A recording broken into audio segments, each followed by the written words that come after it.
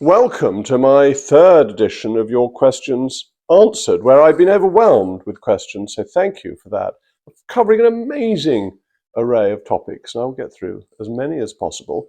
And of course, from my Substack subscribers, all your questions get answered, so thank you to those as well. Got some questions on religion. Magnus Elpron says, how do you reconcile your Christian beliefs with your position on Gaza, especially the mass killing of children?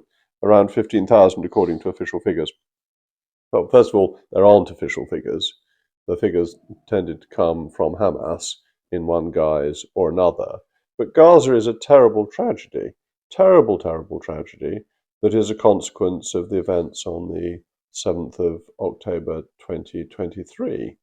And that tragedy has led to Israel self-defense in an area which is completely riddled with Hamas, as we discover, as the ceasefire is still just about holding, about the way Hamas behaves, the way it treats people there, and how many people in Gaza are supporters of Hamas. So I'm not denying that it is complete tragedy, but I think Israel does have the right to self-defense against a society that was trying to destroy it.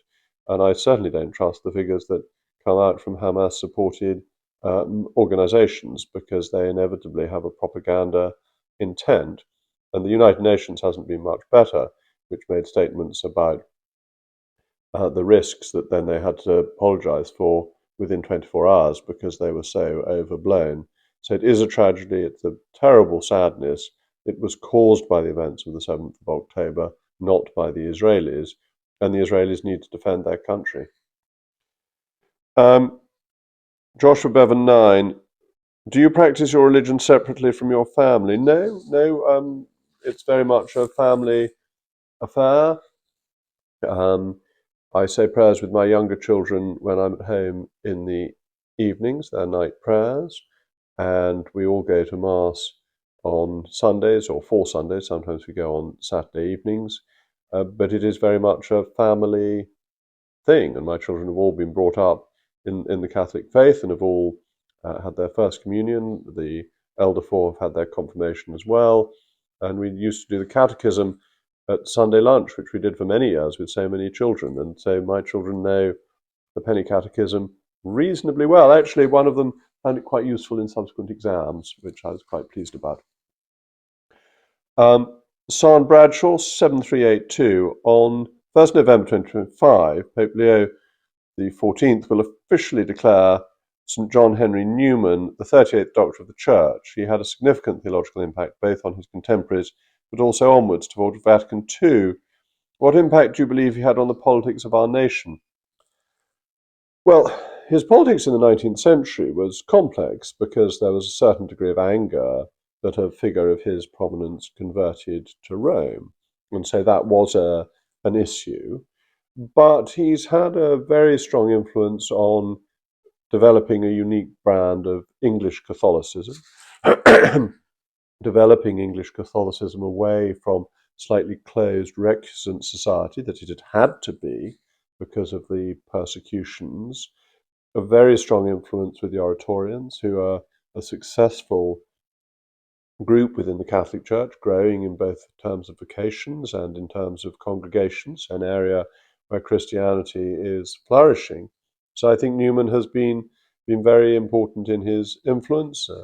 Obviously, being declared a Doctor of the Church means that that is being formally recognized. I think some of the other doctors of the Church, St. Anselm, of course, an Archbishop of Canterbury, who produces the first proof of God in his writings, St. Thomas Aquinas, the great figure of Catholic teaching. So the influence of the Doctors of Church is very great, and Newman joins that list, but I think he had a particular impact in England. Difficult to start with, but in the end, very positive for English Catholicism, and perhaps allowing Anglicans to understand the Catholic Church better because he was an Anglican and because he understood the Anglican Church so well. Trippy Custodian, what are your thoughts on the rising number of people converting to the Roman Catholic faith in the UK? I'm absolutely delighted. The more the merrier. I encourage you all to come over, and let's make England Our Lady's Diary once again, or keep it as Our Lady's Diary. I'm delighted with people coming to the Catholic Church. Timberlift Survival, 1836. I loved your rosary video. Well, thank you for that. Could you give some advice to new Catholics? There's quite a few of us doing RCIA as young adults. Enjoy the richness of the Catholic Church. Enjoy studying the saints and thinking about the saints and the way the saints humanize God, bring God immanently into your life through people who were like you. I have a particular devotion, as so many Catholics do, to Our Lady, the Mother of God and our Mother, who again you can approach in a much easier and gentler way than the full majesty and glory of God. That it seems to me that there is a warmth about Our Lady without the majesty, and therefore the richness of the Church is important. I'd encourage you to try the extraordinary form of the Mass, that is commonly called the Latin Mass. The Novus Ordo is also based on Latin Mass. It's not strictly accurate, but it's convenient shorthand.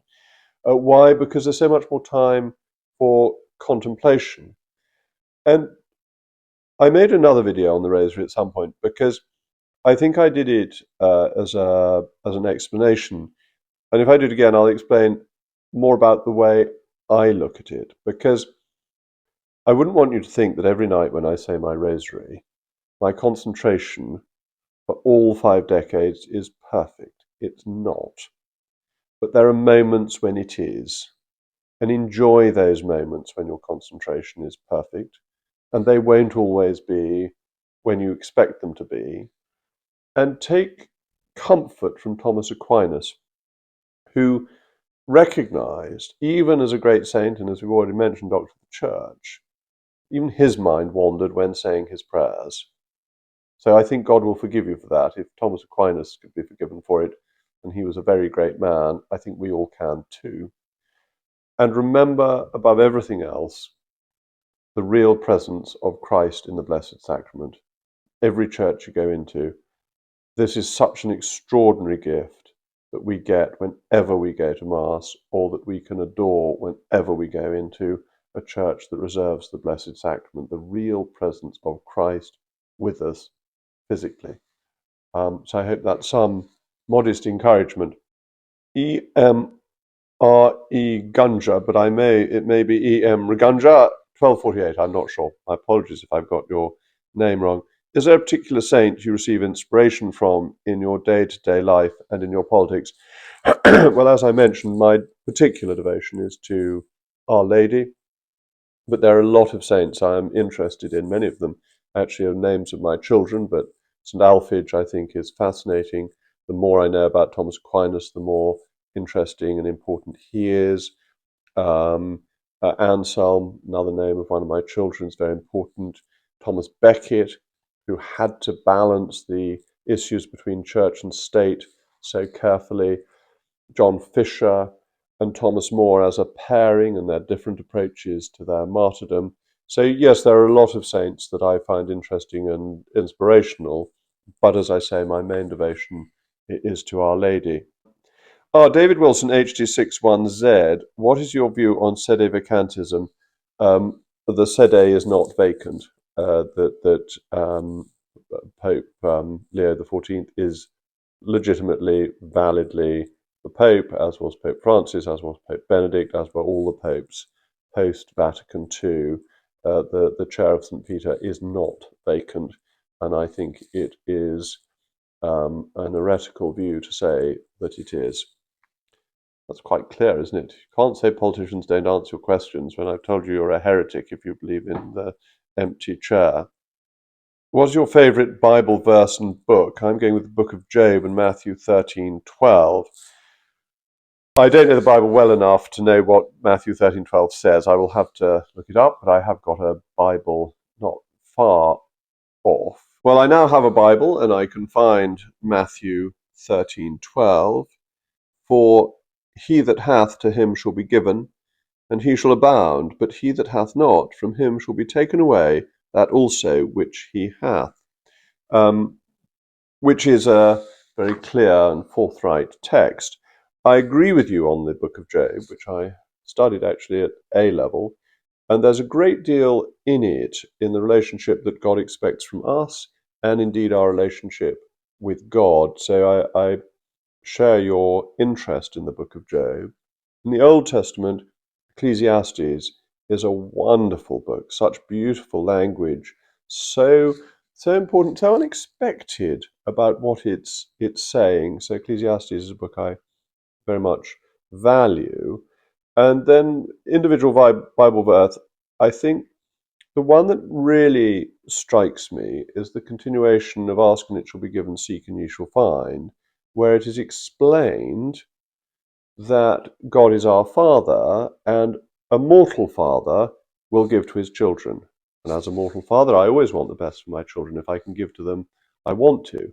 Just think how much more the perfect Father, God our Father, will want what is right and good for us.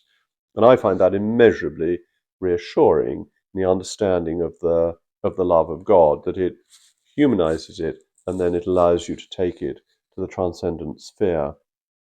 The next question from Kevin S12XV: which version of the Bible do you read, and do you like the new ESV CE Bible translation?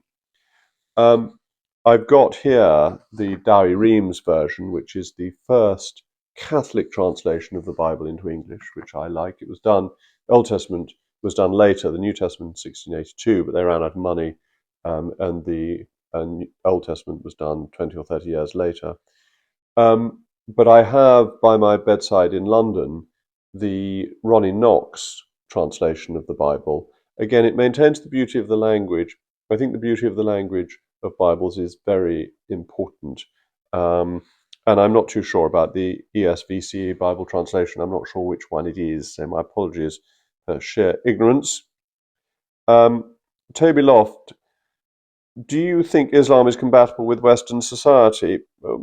Yes, it can be. That people who follow the Muslim faith can easily fit into Western society if they want to. But I don't want to pretend I think anything other than that the revealed truth is the truth that comes to us from Christ. And therefore, I hope that people will convert to Christianity, that I think it is a fundamental truth. But yes, of course, Muslims can be very, very good people. They can be saved, uh, uh, and they can make huge contributions to society. So I wouldn't hold the extremists of Islam against all Muslims. I think that would be a mistake, but I would hope that everybody will come to Christ. If you died right now, do you think you would go to heaven or hell, and why? This is Bible-believing human 7. Huh. Well, one of the things you discover in the Catechism is that there are two great sins. One is the sin of presumption, and the other is the sin of despair. If I were to assume I would go to heaven, I would be guilty of the sin of presumption. If I thought I was going to hell, I would be guilty of the sin of despair. In the aim of doing neither, I trust in God's mercy. But as a Catholic, I think there is no way I would go directly to heaven, that I would have a very, very, very long spell in purgatory, and that's if I'm lucky. If I'm unlucky, it's downstairs. The Grenadier 97, what do you think the future of Anglicanism, what do you think will be the future of Anglicanism in the UK? I think they're in a very difficult position. I think having an established church is a good thing. I want the Anglican Church to succeed, but the Anglican Church is not gaining converts at the moment, and I think that is sad. I wish the Anglican Church well as an important part of our body politic. Who do you believe is the greatest theologian of all time? Decide upon their impact and intelligence. H theology. I mean, it depends what rules you're setting. The church fathers are very important in developing and evolving the teaching of the church. I mean, if you think of Athanasius, or the Athanasian Creed is very important in understanding uh, the concept of the Trinity, the Trinitarians, Matter, St. Anselm, going 1,000 years later is very important, not 1,000 years later, of course, 500 years later or so. St. Augustine, crucially important, Thomas Aquinas. I think it's very difficult to say one who is fundamental, but ultimately, if you really push me, I'll go for Aquinas because I think the Council of Trent is essentially drawing on Aquinas, and it is the Council of Trent that is the engine of the Counter-Reformation, and it's that fundamental decision on free will rather than predestination that continues to make Christianity is so attractive today. I think predestination is one of those beliefs that is very unattractive, and that it could easily have gone that way at Trent, but they went with Aquinas rather than with some elements of Augustine. So I'm going to go for Thomas Aquinas if pushed. Lucas R4K6B. Have you read The Lord of the Rings by Tolkien, and what are your thoughts on it? After all, Tolkien was a devout Roman Catholic, something that, despite being a pagan world, is very much discernible in Middle-earth and his writings in general. I cheated, I'm afraid. I've listened to Lord of the Rings as an audiobook, and I was absolutely gripped by it. I'm not really into those sorts of fables. I like novels that are dealing with things as they are rather than with fantasies. I've never been into fantasy novels, but so that I didn't even listen to Lord of the Rings until quite late on. But I was really gripped by it. It's fascinating, and the hidden messages are worth digging into. But I think probably you dig into the better if you read the book properly rather than listening to the audiobook, which it's a bit of a cheat, isn't it? It's a bit like fast food, an audiobook, but I do use them a lot because I spend a lot of time driving. Some history questions. Sam Jones 9423. What historical event most interests you? Oh my goodness, this is difficult. So many historical events, but if really pushed, before I go down a rabbit warren of dozens of events, it's Alfred beating Guthrum at Edington, fundamental to the development of England, and to have been there, to have seen it. Did Alfred really go into Guthrum's camp the night before, disguised as a singer or a musician? How do they know what was going to happen? How did they win? Where did it actually take place precisely, which people are unsure of, but it's fundamental to the development of the English nation. Sam 501 UK, if you could share dinner between any three historical figures, who would they be and why? Well, I'm going to take figures I've been talking about, though I reserve the right to change this in future discussions. I'm going to ask for King Alfred and Thomas Aquinas, and I think we'd better have William Pitt the Younger, who I'm fascinated by. Aquinas and Alfred, you already know I'd want. Why William Pitt? Because he defeats Napoleon. He is as important in our island story as Churchill, though not as well remembered. Bass Sinclair, what is your opinion on Britain's key role in eugenics prior to World War II, including the advocacy of politicians like Churchill and Balfour? Do you think Britain's decline is related in any way to our rejection of good breeding, an attitude that was once a hallmark of English society? No, I'm not a believer in good breeding in that sense. I think that uh, actually inbreeding is very damaging and leads to very negative consequences, and I think eugenics is evil. I think it sometimes happens, but when science tells you something, people don't understand the morality of what they are being told until a later stage. And so when eugenics was first being discussed, people thought that's very interesting and they were impressed by it. It was only later and post Hitler that they realized that it was fundamentally evil. And I'm very against eugenics, and I'm against the eugenics of abortion as well. Stuart Alexander Hampton, what do you think? Why do you think the UK seems uniquely ashamed of its past accomplishments and seemingly just as ashamed of its present culture? I don't know. I think it's a disease, really, and I think it's afflicted the left, who push it through our schools and try and push it through other outlets. But it's all balmy. We are a great country that's achieved enormous amounts. You don't get the Chinese thinking that the history of China is bad. They think China's marvelous, and most sensible Americans think Americans are marvelous. Though America has a bit of this problem too.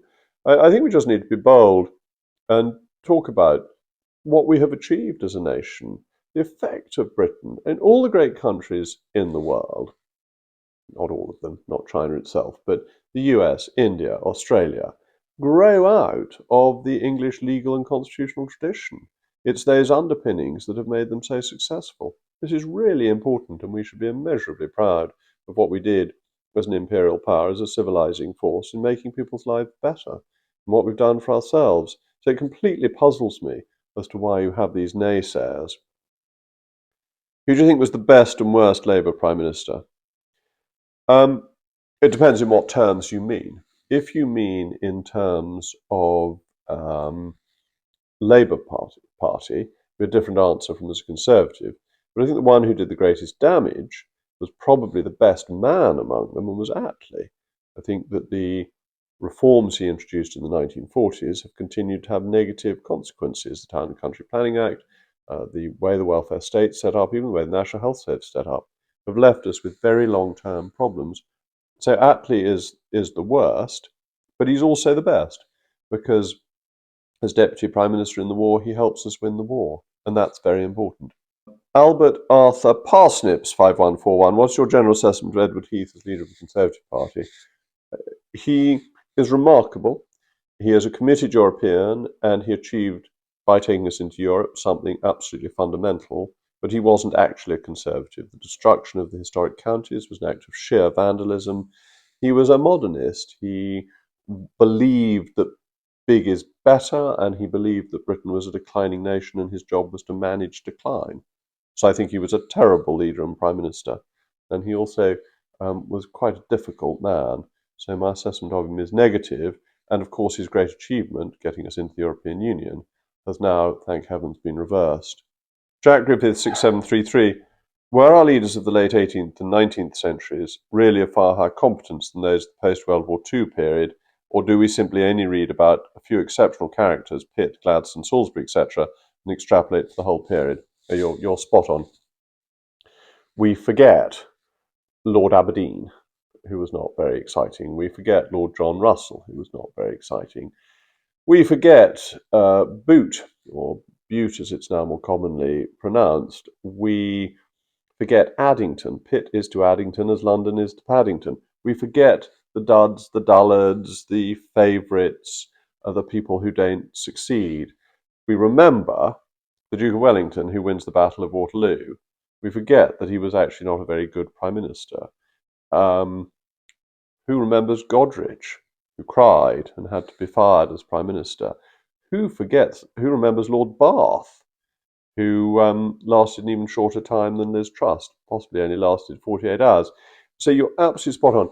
When you look back at history, you remember great figures, and therefore you think everyone was a great figure. They're the ones who are written about, biographies written about, statues are put up of. But actually there were a lot of dullards around then, as there are now. It was ever thus. Bear in mind that Dr. Johnson complained against the fact that there weren't great figures of his time anymore, as there had been in the mid-17th century at the time of the Civil War, and he was a personal friend of Edmund Burke. So our judgment of our contemporaries, even by great men like Dr. Johnson, is likely to be skewed. Welcome back. We've had the lunch interval, and I hope to answer your questions before the tea interval in cricketing terms. So Jamie from Substack says, I want to ask about your late father's book, The Sovereign Individual, which foresaw many of the technological and geopolitical shifts we're now witnessing. Do you believe that we are moving towards a world where the traditional nation-state becomes less relevant, or do you think its role will adapt and endure in new forms? So much of what was predicted in The Sovereign Individual has come to pass, including cryptocurrencies and the use of data. And this is a challenge to the nation-state. The nation-state likes power, but it has a legitimacy from democracy. And I think it all depends on balance. I think the totalitarian state will find the information revolution ultimately unbearable, because it won't be able to control enough for long enough. And that the democratic state will have to recognize the limits of its power, because people will only be subject to it voluntarily. The truth is, all government operates by consent, but governments often try to push their power too far. It's why I don't think digital ID cards in the UK will work. People will rebel against them because it doesn't have consent. It's pushing power too far. And if a government does that, then they will find people take other steps, and they can get round it.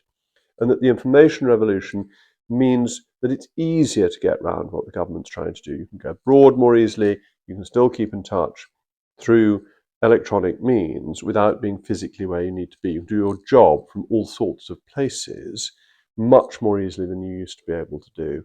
So I think governments will have to be very careful, but they do fight back, as they have done on taxation with exit taxes and things like minimum agreed corporation tax rates. Nation state isn't out. The sovereign individual will make it clearer that he or she will only be governed by consent. Mike from Substack, not so much a question but a plea. There's a lot of flag waving going on. Alas, I frequently see the Union flag being flown upside down. Yesterday's Daily Telegraph featured Kemi Badenoch hanging out of a train waving a little flag on a stick. Unfortunately, the manufacturers don't know any better. Alas, nor does the Leader of the Opposition. What can be done? What can be done is we can tell people about it. So we're putting up a picture so that you can see the thick bit comes on the top nearest to the flagpole. The other way round, it's a sign of distress, admittedly an obscure one. I've seen it flying incorrectly on government buildings. Like you, I find this really irritating. So what can we do? We can tell people. We can do our job of educating. The thick bit at the top is the correct way for flying the Union Jack. And Union Jack is allowable, as is Union Flag. They're both completely permissible. Stephen Souter, 2073. My thoughts on postmodernism.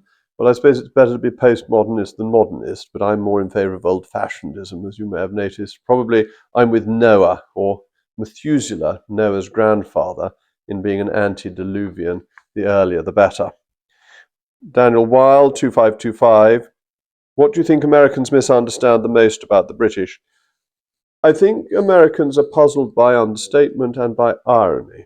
So when an Englishman says, would you mind awfully doing such and such, he means this is to be done by such and such time. Americans cut through all that. They're much more direct, which is, I think, a great quality, though I am practically the king of the euphemisms. So I use them myself, but I do admire American directness. And the other is irony. The Americans aren't so hot on irony as we are, and that can lead to things being lost in translation of the same language. So careful with irony with your American friends. You may cause unnecessary offence. Richard Ashton, 9490. Why is it that the more highly educated person, the more likely they are to hold left-wing views? I think it's because they are detached from the reality of the world. You take businessmen, they are dealing with customers, with employees, with shareholders. They have to deal with the reality of what happens, and therefore most people in business are right-wing, they are conservative. Most people in academia nowadays are of the left because they don't need to. I mean, I've got lots of books around me. If you're just dealing with books and not people, you don't have to reflect or understand what they think, what their needs are. And you can also be very idealistic because you can afford to be. You've actually got to be quite rich nowadays to be a socialist. But poor people, less well-off people who want to get on in life tend and need to be conservative. Only those who are rich enough to not care about the tax they pay, not care about the way the law is applied to them or the bureaucracy they have to deal with because they employ other people to do it for them, they're the only ones who can afford to be socialists. I think that's why it is. It's the ivory tower syndrome. RLW85, what is the far right? I think with the far right, you know it when you see it. I don't think reform is far right. I think it is in the normal bounds of politics. I think Jeremy Corbyn, on the other hand, is on the far left and would take absolute state control of our lives if he were ever given power. You do see the far right on the continent. You don't particularly see the far right in the United States. As it happens, I think first past the post is very useful in stopping the far right rising. But as I say, I think you know it when you see it, and there's very little of it in the United Kingdom. Rees-9114, I'm curious on your thoughts about the Louvre heist and the historical value of the items lost. I shouldn't say this, but I think immediately of Inspector Clouseau. When you get a theft of that kind in France, I have a sneaking admiration for people who in broad daylight go up a cherry picker and take things out. I mean, it shows quite a lot of gumption to be able to do that, but they are criminals who should be punished. The other reason I quite like it is the childhood stories I told to my children were all about Colonel Blood stealing the crown jewels and then being caught by these amazing police who were called PC Peter, PC Mary, PC Thomas, PC Anselm, PC Alfred, and PC Sixtus. And they were usually supported by 6 brilliant children who just happened to be there, often with their extremely elderly and decrepit father. And through the children's help and the police use of police helicopters and all sorts of things, they would invariably find Colonel Blood, actually, who was assisted by Cruella de Vil and Black Tom and Horace and Jasper as the co-conspirators, who usually for some strange reason ended up in a castle in Wales when they would be pounced upon by the police, though they had a very good track record of getting out of the Black Maria that was then taking them to prison. Anyway, because of that, one of my children got in touch and said the first thing he thought about when he heard about the Louvre heist was the PC Peter stories, and he thought the gendarmes should have gone to the castle in Wales because that's where the jewels would have been. As to their historic value, well, thank heavens they were Napoleonic crown jewels, not real crown jewels. But that may just show my historic preferences and prejudices against old Bonaparte, who was, of course, a usurper. At DS9 Trek, I've always felt it odd that while the police quite rightly need a search warrant to search our homes, cars, and so on, they've somehow acquired the power to intimately search one's person through strip searches without any need for a search warrant. How can that be right? In truth, I don't think it is right. I think people should only be searched on suspicion, and the process of getting warrants is a proper one. And there are always magistrates around, and having a lay magistracy that is able to provide warrants is a good thing. It's protection of our freedoms. We have allowed our freedoms to be undermined in the interests of convenience, administrative police convenience, for too long. And I rather like your idea that we should go back to a system of more protections and introducing warrants for intimate searches. I'm very against a policy announced recently by, of all people, the Conservatives, that the police should be able to search without suspicion. This is quite wrong. Nobody should be stopped and searched while going about their lawful business unless there is a suspicion that they are committing a crime. CDog223, hello from Mississippi. What advice would you give young Americans looking to thrive in the US economy? Well, I think they have so many advantages over young Britons at the moment, that you have an entrepreneurial spirit, you have a president who's on the side of business, you have a business culture that admires success but tolerates failure as people try to succeed and try again. You have lower taxation than we've got at the moment, and in some states you have less regulation, but you also have much lower energy prices. So I think the young American has a world of opportunity in front of him to do business in, and I rather think that from England's not so strong position at the moment, it would be presumptuous of me to give advice. Tyler C8W80, are you concerned about the falling birth rate? How can get more people to follow your example of having more children? Well, thank you for that. Yes, I am concerned about the falling birth rate. It's a great concern. We have a tax and benefit system that discourages marriage and discourages people having children. It's very expensive for people who are working to have children, and the benefit system favors non-marriage. I think we need to change that. I think we need to encourage people to have families. We need to look at what countries like Hungary are doing, because it's too early to say whether Hungary succeeded, but the birth rate is beginning to go up in Hungary, whereas in other European countries it's going down. So I think we need to take it very seriously. Otherwise, how are we going to look after all the retired people that we have? The dependency on the smaller number of workers will become economically unaffordable. Edward Fotheringham Bowers, what is your opinion on CANZUK, closer cooperation and union between the Anglo monarchies? I'm strongly in favour of it. I think we have a lot in common with Canada, Australia, New Zealand, and the United Kingdom, and we should do as much as possible to encourage that. I thought the AUKUS Pact, obviously that involved the US, was a thoroughly good thing. And it's part of the benefits of Brexit that we can look more broadly. We can look abroad to our friends abroad. We couldn't have done AUKUS if we'd still been in the European Union. Wouldn't have met the challenge of sincere cooperation. So now we're free. Yes, of course we should work with like-minded countries without trying to create a political union. 138FROSTY138. What's the best thing an average worker can do to survive the upcoming labour changes to self-assessment, etc.?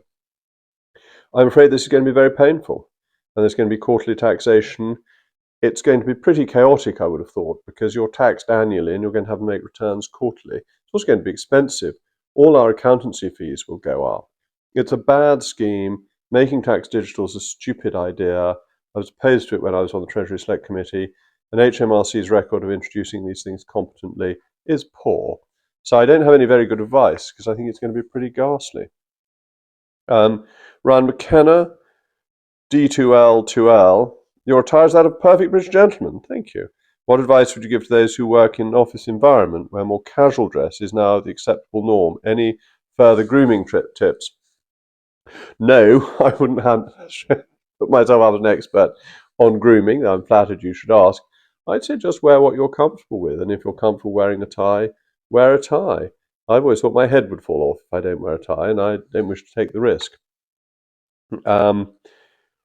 Sam Phelps, 8633. What do you think of IR35 and why was it introduced? It seems very anti-business and often stops many in the services sector or construction sector taking the first step towards starting up a company. I think IR35 is dreadful. It's really anti-business, and it's the wrong view. It's the Treasury view. It's where the Treasury said dreadful because it assumes everybody wants to avoid and evade tax. They don't. They want to get started in business. And the best way to do it is become an independent contractor. You start with a former firm that you've worked for, then you pick up other business. Such a good way of getting businesses started. And people aren't leading all their lives just to take a few pounds off the revenue. It's a very bad scheme. I'm very sorry the Tories didn't abolish it. I think Liz Truss tried to, but unfortunately that was reversed. Thomas Ewan, J4P, do you think Trump will serve a third term? No, I don't. I think he will obey the constitutional norms. Daniel Paul, DW2LH, what's your position on the BBC's plan to shut down 198 kilohertz on long wave? Seems a good and proven way to reach everyone in the British Isles and Ireland, and would also be an excellent source of transparency. A few years ago, I'd been very concerned because I used to listen regularly to Test Match Special on long wave, and I still sometimes listen to the shipping forecast. But I think the world has changed. I think there are just so many means of listening to radio and so on that long wave is not as clear as something you're getting down the line on the internet. And therefore the question is it still necessary? I think this is, I'm afraid, a natural evolution, though for sentimental reasons I'll be sorry to see it go. Matt S3S9T. I've been a medical cannabis patient since the law changes in November 2018. It has reduced my absent seizures from 20 plus a day to 0. I'm paying privately for this as it's not available for my condition under the NHS. Why weren't the government really looking at putting this on the NHS? Well, I sympathise with you. I'm strongly against legalising cannabis, but I think where it's used medicinally, and there is evidence for it being used medicinally, it should be prescribed as any other drug, as of course diamorphine is. So drugs that are in other circumstances illegal can be prescribed, and I think this reluctance to prescribe cannabis is partly because of its illegal status. I would toughen up enforcement of the law against illegal use. At the same point, I would not have restrictions on people using it medicinally where there is proper medical evidence, as there would be for any other drug. It shouldn't be treated differently from other drugs in its approval processes. Lars von Hired, what is your response to the MP Zara Sultana, who demanded on social media that the monarchy should be abolished? Well, she's free to campaign for that if she wishes. That's a matter for her. I'm not a supporter of it. I think the monarchy provides a focus of unity for the country, a constitutional safeguard, and a link to our history. So I'm a strong supporter of the monarchy, but we're a free country, so she is entitled to say that if she wishes. And now a few personal questions, and very interesting they are too. Catherine Ludrick, 4821, says, what are several politicians, past and present, from the United States that you would say you most align with? Watching from Texas. Well, I'm delighted to have a Texas viewer. So many interesting politicians in American history. Start, perhaps rather obviously, with Alexander Hamilton, so important in creating the constitution, but also an understanding how you financed a new country, and how you used that to bring the country together. A very important and interesting figure who I've long admired. Teddy Roosevelt, somebody I think extremely exciting, charismatic, his approach to politics, his hands-on methods, his approachability. Every New Year's Day, he would shake hands with literally thousands of people. Anyone who wanted to shake hands with him could go to the White House and shake his hand, and he'd start with the cabinet and the um, justices of the Supreme Court, and he'd work all his way down, and you could just come off the street and shake hands with the president. He was very approachable, interesting, charismatic figure. In more modern times, I have a certain affection for Jack Kemp because he read my father's book, The Reigning Error, into the record of Congress. I think you don't have to read it physically. I think you just hand the thing in and they say, okay, that's now been read into the record. But I liked him for that. But also, he was very sound on monetary policy, understood economic policy, understood the deficit. Somebody, it's a pity he wasn't listened to more. Um, and I think your current president is fascinating, one of the most interesting political figures of any age, a force of nature to be reckoned with.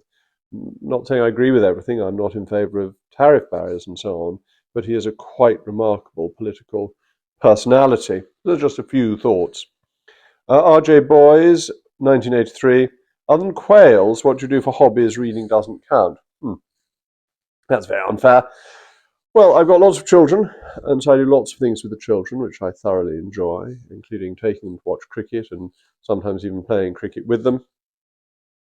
I've got a book collection, which isn't, I think, the same as reading. I hope you think I'm not cheating by saying that.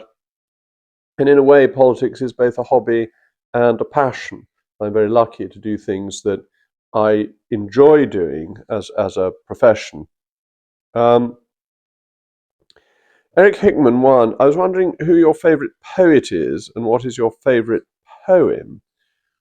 That's a hard question. I'm not particularly a poetic person, which I think is as a personal failing. I think that the most civilized people like poetry and ballet, and I am less civilized because I prefer opera and prose.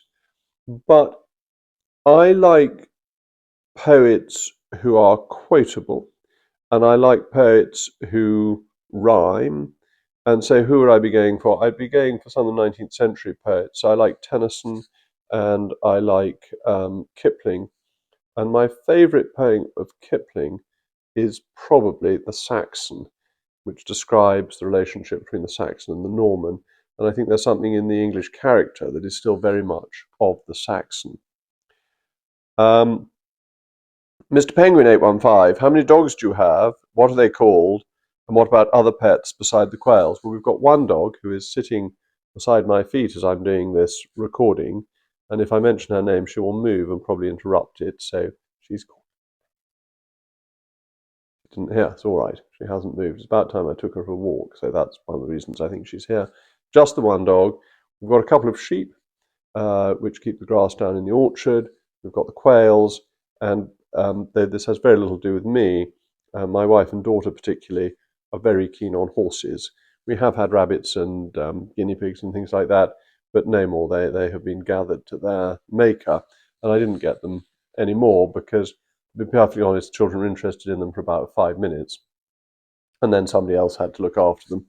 Slightly to Alfred's disappointment, who tells me he wants a rabbit, but I think he would only want his rabbit for about a week, and then it would be handed over to somebody else to look after. So I'm afraid I haven't fallen for it this time. It's where younger children lose out. Juicy Luisi, do you use a fountain pen? If so, may we have details? Yes, I do. I have fountain pens that I use. I have a Mont Blanc that I was given by a friend of mine when I got elected to Parliament, which I used to keep in my House of Commons office, sign all my letters with, and I keep a Parker pen here, which I use to write my Substack articles. I write all my Substack articles in longhand, and then they're typed up for me. So yes, and I write letters in black ink that almost nobody can read. I write to my children, my boarding school children, once a week, and they complain to me they can't read what I write to them. So I'd better not put anything urgent in it. Potted Beef, that's a good name. Do you have a coin collection? You strike me as someone with a propensity for numismatics. If so, which is your favourite coin and why? I'm sorry to disappoint you, I'm not a numismatist. I don't have a coin collection.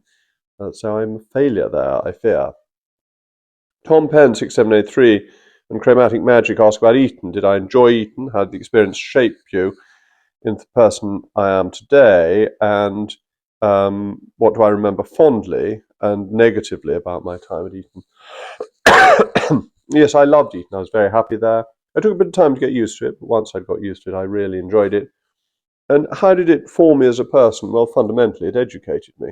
It educated me not just in the subjects that I learned. I had wonderful history teachers, economics teachers, and divinity teachers, the subjects I did for A level, but also they taught me maths and science as well, which I only did to O level, but I did perfectly competently, though I wasn't naturally good at, because I was very well taught. And they also, Eton taught me how to live in a community rather than in isolation, and probably I am less dogmatic than I would otherwise be, which you may find hard to believe. So I think it made me a more gentle person in many ways, more tolerant of differences of opinion than I was before I got there. Um, and what are the best and worst things? Well, I set up a society, I called it the Stockton Society, and I invited speakers down. And my housemaster gave me wonderful support in doing that. And perhaps I took it for granted at the time, but it made the ability to do what I wanted to do much, much greater. So it was the support for what you wanted to do. And I remain very grateful to my late housemaster for that. And regrets. Regrets is there were so many opportunities there, and I see my three of my sons are there now, and they seem to be taking more of these opportunities than I did. Things that you could have gone to see and you could have done, and I didn't do as much of as I should have done when I was there. Nolan Schuster 4. I was watching your lovely documentary as well as some of your YouTube videos and was curious as to why you don't wear a wedding ring. Um, I mean, I don't think it's a very English thing to do, to be perfectly honest. My father didn't, my grandfather didn't, etc. And historically, men didn't wear wedding rings. Women did, and men didn't. I'm not that keen on male jewellery. I have cufflinks because my cuffs need to be kept together, and I wear a watch because I need to tell time. But I don't wear a signet ring or any other male jewellery. So I'm afraid it never occurred to me to wear a wedding ring. As I say, I don't think it's a very English habit. Kim Song Lee NK, do you wear a Scrooge-esque nightcap to sleep? Well, I will from now on. I recommend it. What a brilliant idea. Keep my head nice and warm in the winter. But no, I'm sorry to say I don't. What a disappointment. And knocking the image for 6. And Gabrielle Hayden, a regular correspondent of mine on Substack, says, if you had to dance to save your fine country, what dance would it be? Well, Gabrielle, I've saved the finest question for last, because it's the hardest to answer. I cannot dance for toffee. I am the man with 2 left feet made flesh. So if the country needed me to dance to save it, it's already in deep trouble. I think what George Bush Sr. called deep doo-doo. Anyway, if I had to, perhaps I'd better learn how to waltz, because it is exceptionally elegant when performed well. And if you've got to save your country, you'd better do it well. And it allows me to say I could then be able to tell a waltz from a quango. Thank you as always for watching and joining me today. Thank you to my Substack subscribers whose questions I've managed to answer in full. I'm sorry if I didn't answer your question.